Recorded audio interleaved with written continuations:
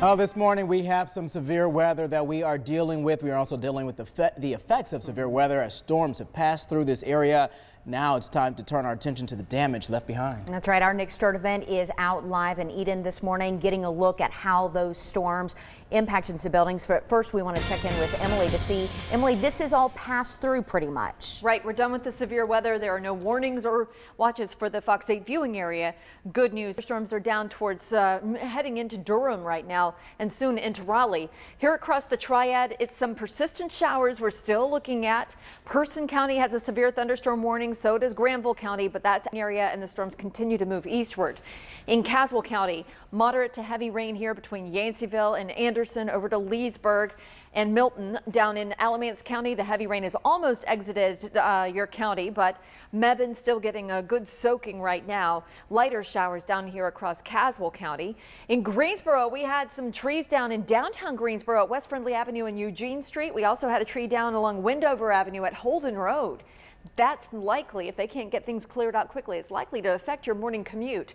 So please be on the lookout for those trees that may be down or limbs in the road. Up in Eden, we have a tree down on a house just outside of Eden. This is off to the northeast of the actual town limit of Eden, near Central area. Also down here farther to the southeast of Eden. More trees in the roads, communities that are going to be affected by those trees and limbs also in the way for your morning commute.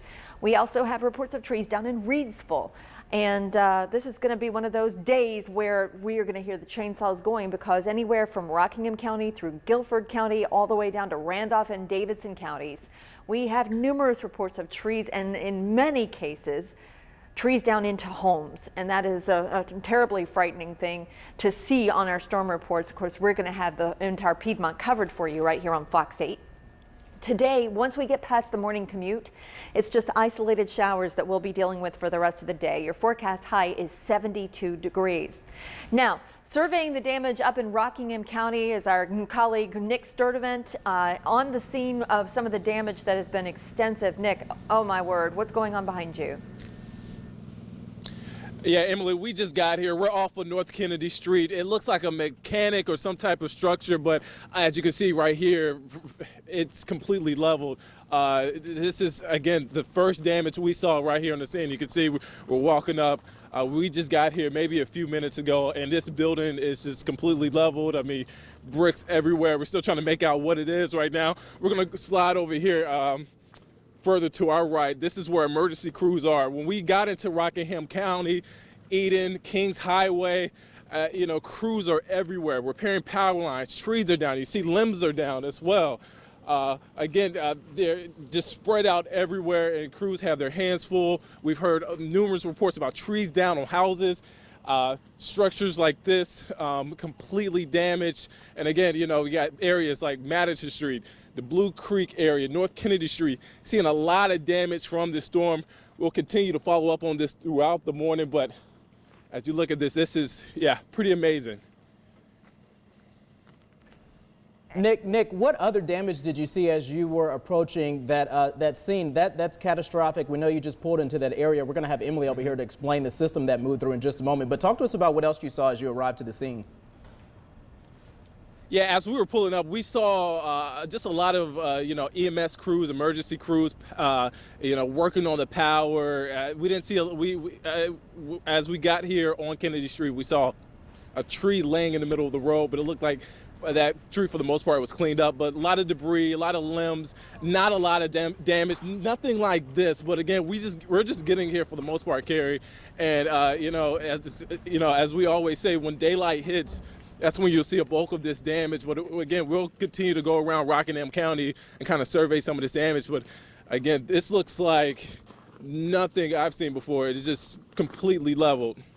We have Emily joining us now to try to explain. You see damage like that, and you immediately think, what caused that? Well, clearly the winds from these thunderstorms. It was interesting this morning. We didn't have a tornado warning in Rockingham County, but there was some broad rotation in the storms. We can take a look at the radar snapshot from earlier this morning when some of that damage was occurring, and you can see the bright green, bright red just to the south of Eden. This was around 3:50 a.m. and then it moves up to the east of Eden, and this is where we saw some of the damage reports coming in. That broad rotation didn't necessarily indicate a tornado per se, but it was a rotating thunderstorm.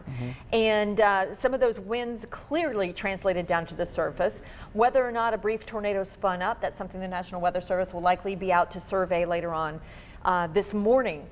But just a reminder, straight line winds and tornadic winds, they both damage property. We keep looking at these images, and you may not have this information. You just said the National Weather Service will be out there, but do you have any indication of how strong the winds were just before 4 o'clock this morning? I can take a look at the radar right if John can wait just a minute to come That's up okay. to this Emily's shot. running back and forth from the set Yeah, to I'm the just going to run over to the weather radar and survey that because, I'm going to just pop it back one frame to when that gate-to-gate shear was most prevalent. Okay, so first of all, the rotation is not tight on the radar. They are not butted up against each other.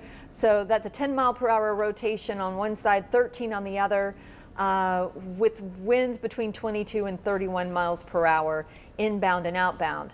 So that's not necessarily tornadic winds, but it is a strong rotating thunderstorm, certainly one that had the National Weather Service's attention. And,